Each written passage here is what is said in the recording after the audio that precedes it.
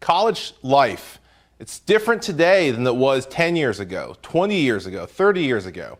What are the challenges that our college students are facing today? And what can they do to make sure they get the most out of those years on campus?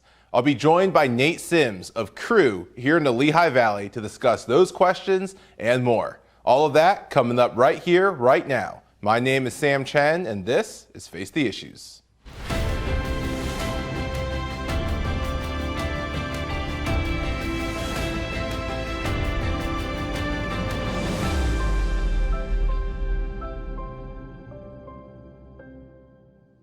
Good evening and welcome to Face the Issues. College life, it's something that we all know about and we all talk about.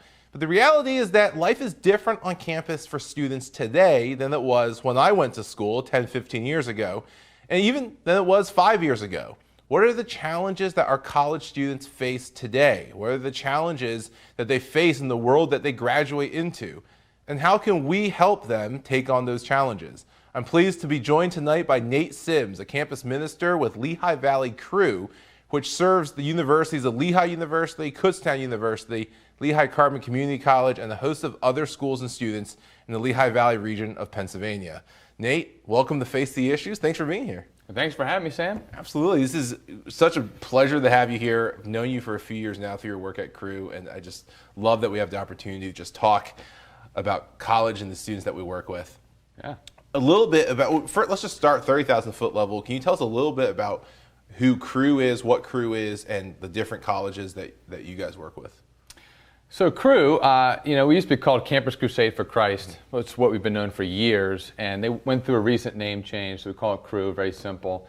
The main reason why we do that is because Crew is an international ministry. We do a lot more than college campus ministries, all different types, such as the Jesus Film Project. We have GAIN, which is a humanitarian ministry, but so with Crew, the basic thing that we do is we establish Christian communities on college campuses for students to plug into. And and you're with Lehigh Valley Crew specifically. Yep. What colleges are under that umbrella? Well, there's a lot. There's roughly about 10 to 11 different colleges. Mm-hmm. We are at Kutztown University, Lehigh Carbon Community College, and we've kind of played around with. We're trying to get onto Penn State, Lehigh Valley. Yeah. So, but there's other ones such as DeSales, but they're private. Mm-hmm. So it's a little more difficult to get on there. There's Muhlenberg, there's East Stroudsburg, and there's a bunch of different ones, Lafayette. Yeah, and I like that you bring it up. There's such a plethora. First, I have to shameless plug for those watching. The Lafayette Sports Network is aired on this channel, and so shameless plug for the Leopards. But there's so many different colleges, and to your point, there's schools like Lehigh and Lafayette that are, tier 1, top-ranked colleges and research universities. We have public schools in this area like Kutztown University, East Stroudsburg, Lehigh Carbon Community College. I teach at Northampton Community College. Very, very different students that come through all of them. So, for example, I have a lot of students who are well in their 20s or 30s that are perhaps changing a career and need additional education. A lot of them came out of the military. It's going to be a different kind of student than perhaps one that's at Lehigh University. So Lehigh has a lot of international students, for example. And again, a different kind of student than one that might be at a public school for a number of different reasons. What do you see, what have you found to be the biggest challenge that these students face, whether it's specifically at a school or across the board? Oh, the biggest challenge that they would face, there's so many of them. I like to imagine going back to freshman year. You go to a new environment, you don't know who you're really rooming with, all different kinds of professors, all kinds of unfamiliarity. So really it's an identity issue that you see that they have. Who are they? Who are they apart from their family, their homes, wherever they come from? Maybe if it's a different country, well, how does it work going to a different country? So I would say identity is a big one. With college students, for sure. Has that always, now where did you go to school? So I actually went to Cairn University. Okay. It's a Christian university. It's actually formerly known as Philadelphia Biblical University. Right. And for myself, I went to Baylor University down in Texas. How was it different when we were in school than what you see now? Is it different? I don't really think it's too much different, other than the fact that Netflix is awesome, and if people just get, they can just go on their phone, Netflix and Hulu and everything. And what's really different is you'll have a group of students hanging out, and they'll be texting each other instead of talking to each other. Okay. Or they'll, it's a big thing to go, hey, here's all my YouTube videos. Here, check this out. So it's almost like if you don't have a list of your YouTube videos ready to go, I don't know, you may not be able to connect as easily sometimes. So it's just a little different. They're very much into their technology, their phone, social media. It's true. When we were in school, the smartphone wasn't a thing yet until much, much later. At least for me. When I started school, I remember the Motorola Razr was the phone that everyone was crazy about. And it was like a sheet of paper. Like you felt like if you dropped it, it would break. Yeah. And smartphones weren't a thing yet. So that's fast. And I like the point that you're bringing up with identity. Does that technology culture contribute to some of those questions of identity? Oh, yeah. I mean, I would say so. You have two basic college students. You have the one that just kind of wants to hang out with his friends, kind of party it up, do as much as he can, little schoolwork as much as possible. Then you have the other one that's like on the other side of the spectrum that's like, I want to do as much work as possible, get invested in my work as much as possible, and they really just identify with their workload. And so when it comes to their identity, man, they can get really like distracted and really like get depressed. And mental health is a huge issue on college campuses, and it's because their identity is in the wrong spot. And so what they end up doing is they feed themselves into technology like Netflix to distract themselves, just TV, whatever they can to kind of try to get their mind off of their stress. Yeah. Is it you brought an earlier point that was interesting to me where you said they're changing a lot. The new set of teachers for the first time, they're often living in a different place, a little bit different if you're at a community college. But even at Northampton, we have a lot of students who live on campus who are from out of the state, out of the country. You're not with your parents for the first time. Everything, you have new friends for the first time. Everything is kind of shifting. And it's almost like things that we have traditionally placed our identity in, perhaps incorrectly, but that we have placed our identity in is now gone. And are they searching for a new place to kind of plug in or a new place to find their identity? Absolutely. So the first couple of weeks of colleges, there's all kinds of clubs and things that you can join to kind of find purpose and friendship and community. And honestly, there's so many different student clubs. Yeah. And so people in the very beginning, that's who they want. They want to connect with friends. They want to connect with somebody and get plugged in to a group. And so, that's why we're on campus, is to connect them with what we believe is the identity, which is Jesus Christ. He is our identity. So. And I think, is that a subconscious thing where people, not what you guys do, but for students, when they're looking for all these activities, because I see a big trend with students where freshman year they do a lot of stuff. They are plugged into 50 different activities, and then it starts to wane, right, as they get older. Are they aware that they're searching for this identity, or is it almost in their subconscious and they're just aware that they need to find somewhere and someone to be with, to plug into? Yeah, I've actually talked to some students about that, and they have realized that they have, in the very beginning, it's almost like a sensory overload. There's all these different things you can do and go. And they go crazy for about a couple of years. And then after I start to settle down and realize, holy cow, they've almost seemed kind of burned out. Sure. It could be academically, it could be socially with their friends. Yeah. They just get completely burned out. And then I've had conversations with students that, I wish I would have searched out, my faith life, and kind of engaged that way. Instead of putting it in the back burner for so long. So. How much do you see, we always hear about student debt and how it just keeps piling higher and higher. Oh, yeah. And the economy, which is good now, but I remember graduating in undergrad 2009, graduating into one of the worst economies that you could graduate into. And I was fortunate, I went to graduate school, but my friends drew right into the workforce, had a much, much harder time finding a job. But there's always that uncertainty of what lies ahead after you get that diploma. Do you see that when you talk with students on campus? Are there future fears that plague them today? Absolutely. They are very much concerned what kind of job they're going to get, just across the entire, every student. I've never met one student that's like, oh, I feel completely confident I'm going to get a job after this, unless their parents have their own business or something where they know they have connections. Sure. But everybody, I have not met one student that's like, it's all going to be good. Yeah. So. For you, you're a campus minister. You're a mentor to these students. I serve as an adjunct professor in much the same role. A little bit from a different perspective. Students will go to you about things that they won't come to me about. Are you concerned, or is there a concern at all that this is like they come in, to your point, where they've placed their identity in perhaps their family or their high school friends or high school accomplishments. Suddenly all of that is out, and it's a new journey, it's a new part of the journey for them. They're looking for belonging, looking for community. Mm-hmm. Is there some fear that they go back to placing their identity in activities or even in their future career, that everything gets driven toward that and they actually lose themselves in it? Absolutely. And actually, there's a statistic out there that 1 in 5 students right now are really feeling the real pressures and the real thoughts of suicidal thoughts. Wow. Because they 1 lose. in 5? Yeah. Wow. That they seriously consider suicide. And the reason why is because they place all of their identity, all of their focus on things that can fail. Mm-hmm. You put it in economy, you put it in your job, you put it in any, those things that if it gets pulled out from you, then what do you have? That's a good point. It could even be relationships, boyfriend, girlfriend, whatever. They break up, they have mental breakdowns. They can't handle it. 1 in 5.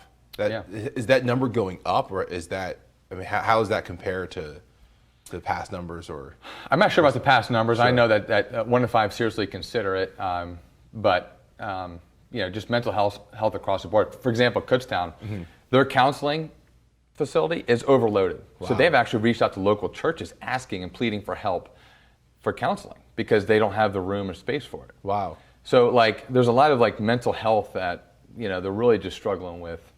Do you see that in your conversation with students? The struggle for identity with mental health, with depression, suicidal thoughts? Absolutely. I see that whenever there's a hardship mm-hmm. in life, whatever it could be. I had a student who her mother was diagnosed with breast cancer. Very hard for her to go through that. But any type of hard trials outside of work or inside school, it can just really spin them the wrong way. Wow. And so, I've been very, very thankful to have students I can just talk to and kind of help them through the process, help them get connected with people, because relationships are the key. Right. That's great. Hold that thought. When we come back, I want to talk about relationships and how college students can help themselves and how people like you and I can help college students. Cool. Don't go away. We'll be right back with Nate Sims after these messages.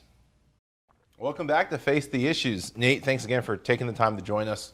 When we left off, you had made the point about just the difficulty for students today, and perhaps more so than in the past, of dealing with the struggles of college. And this idea that we often dump our identity into activities or into schoolwork or into our future. And those are things, as you said, that fail. And anytime one of those gets pulled out, it seems like their world falls apart. And so we left off, and you had talked about the importance of relationships, mm-hmm. but also that you had mentioned that relationships can often fail. So could you elaborate on that and why, from what you've seen, are relationships so important? And what do you mean by that when you say relationships become so core for college students? So relationships, are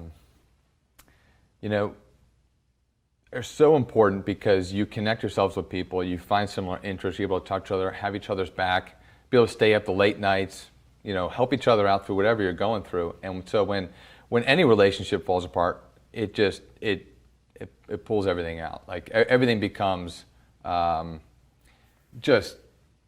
it's like a rainy day and it just never stops raining. And then you wake up the next week and it's still raining, and it's just a horrible, horrible mess. And so relationships, I'm sorry, what your question was? When you say that relationships are so important, mm-hmm. what do you mean by relationships? And then what role do they play for the college student?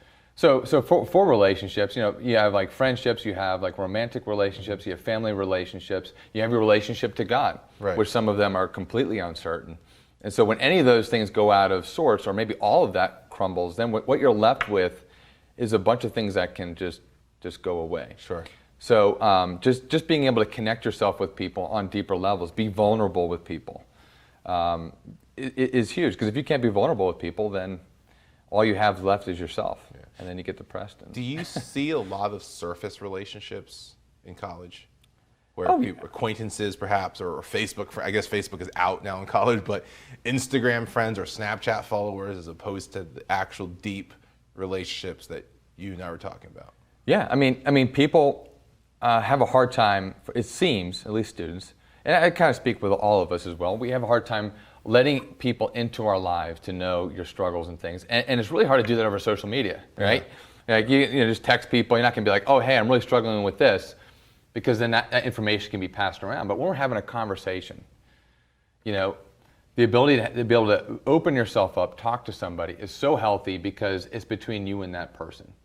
And we're not seeing that because it's just more convenient to just message them or go on your computer. And yeah, there's a lot of those surface relationships. I would say for all Americans, really. Sure, I agree. At that point. I agree. So when you work with a lot of college students, both in large group settings and one-on-one, college student comes to you struggling, and this has happened to me as a faculty member. They're struggling with something. It could be academic, it could be relational, it could be work, it could be family, it could be anything, right? And obviously advice is going to be given to that specific incident, but what advice or what direction do you push your students in to deal with things like this? Well, it's important to talk about their issue, but I like to go a little bit deeper and kind of find out their worldview. How do they view the world? Why do we exist? What's our purpose in life? And so for me, I had the pleasure to kind of help remind people or sometimes even inform them that, hey, we're not here by accident. We are all created in God's image. God has given us dignity and worth. And for that reason alone, man, there's a lot to be thankful for. There's a lot to go on from that. Life is not purposeless. You know, there is a reason to go on, so to speak. But so many of the students I talk to, and we talked about this earlier, they're so focused on life after college, right? Getting the job, breaking the economy. And they may believe in God, they may not believe in God, but even a lot of the ones that believe in God will say, well, I'm not sure my faith or my worldview is going to help me much right now. What do you say to that? I mean, it seems like you disagree with that, that notion that their worldview is not going to have an impact on their life today. How do you respond to that? Well, there's one thing that's really important, is perspective. Perspective does two things. You can look really, really up close to an event, and you can look and see the big picture. When a person says that to me, they have only got the small picture. I've got the job, I got the money, I got the relationship, a romantic relationship.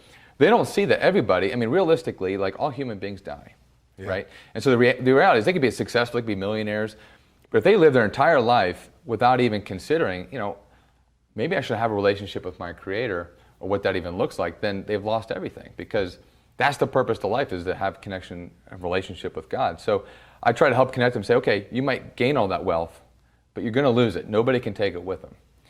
Now, I don't say it maybe that frankly, but have a gentle conversation about it. Just kind of help them, ask questions. Like why do we exist? Yeah, that's a great point. I think and I see this too all the time, where it's very easy to have that tunnel vision, and like to your point, to just look at the immediate and say, okay, the next thing I need to do is pass this class, and the next thing I need to do is find this job.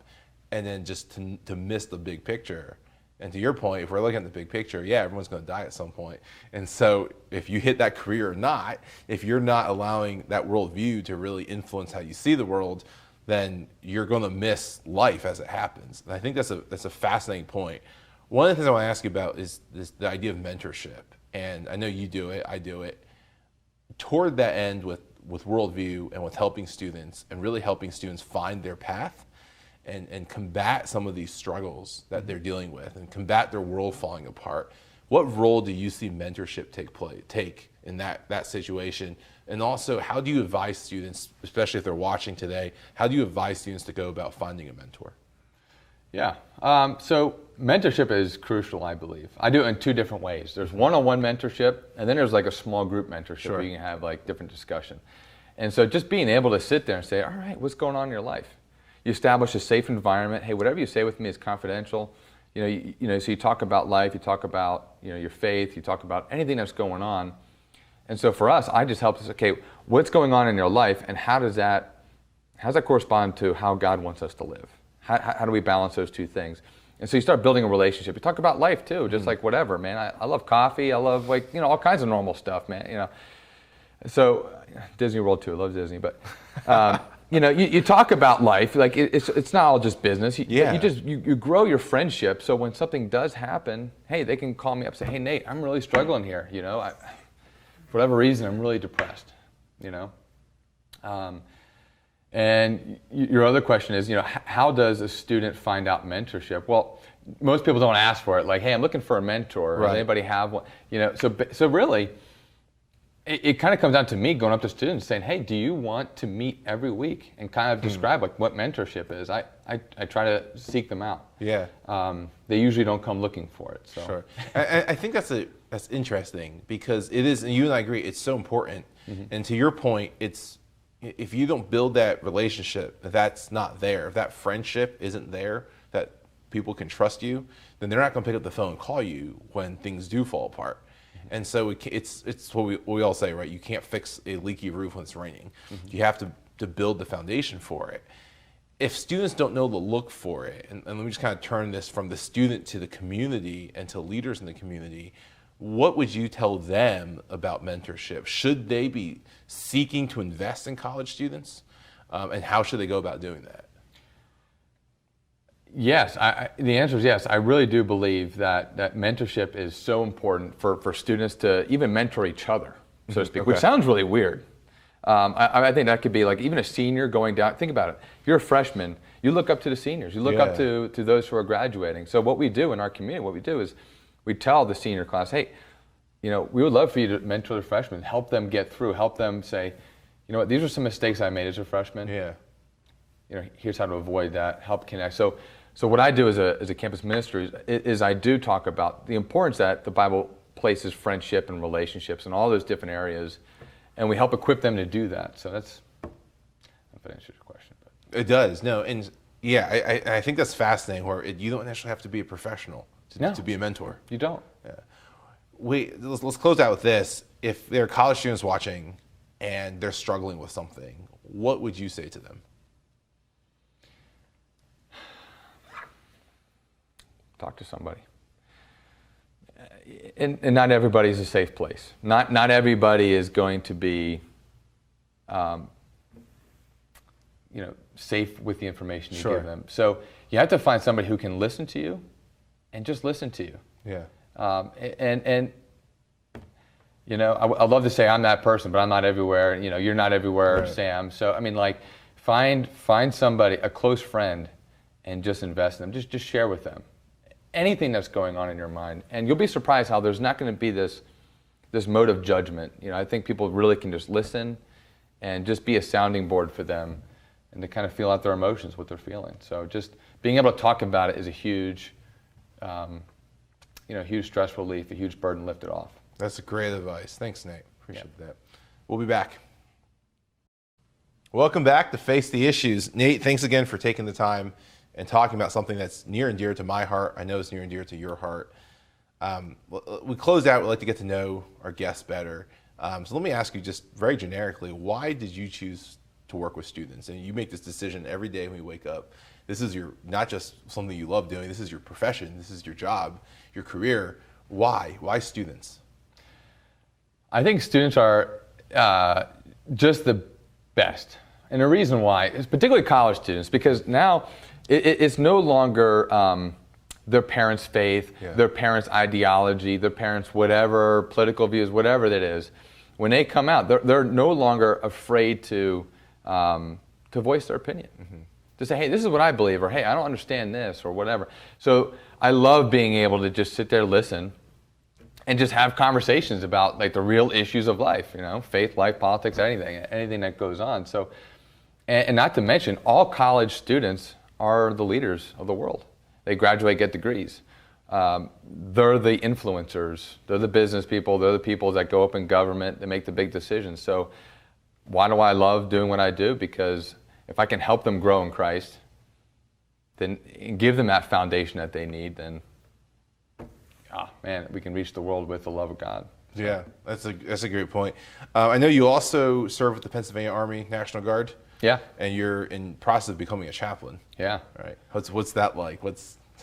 Well, so I enlisted in 2012, and I eventually became something called a chaplain candidate. And what I do as a chaplain candidate, I go to seminary, which I'm almost finished. I have one more year. Yeah.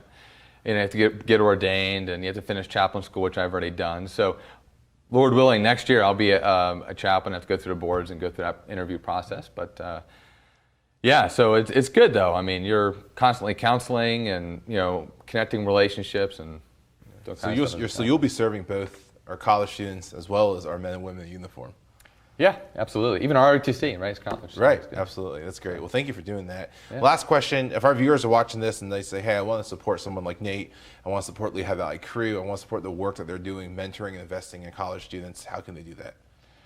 Well, if you mean support as in like Financially support. Financially supporting. Well, there's a couple things. So as a missionary, we do raise our own personal support, but there's also the Lehigh Valley Ministry that goes towards student scholarships to go on missions trips, things like that. And so there's two different kind of funds, but we have our Give websites. We have two different websites. So people can give to Lehigh Valley Crew. Absolutely. They can also give to you specifically toward the work that you're doing. Absolutely. Yep. So that's great. Whatever they want to do. That's perfect. Well, Nate, thank you so much for what you do, but also for taking the time and really helping us understand some of the struggles that our students are dealing with. Yeah, no problem. Thanks for having me. Man. Absolutely. Thank you. Come back soon. All right, we'll do. Perfect. That is all the time we have tonight. My thanks to Nate Sims for joining us and breaking down something that's very near and dear to both of our hearts. And we hope you'll continue this conversation with us online. Just remember to use the hashtag #FaceTheIssues. And join us again next week as we have another guest and unpack another issue. My name is Sam Chen. On behalf of all of us here at Face the Issues, thank you and good night.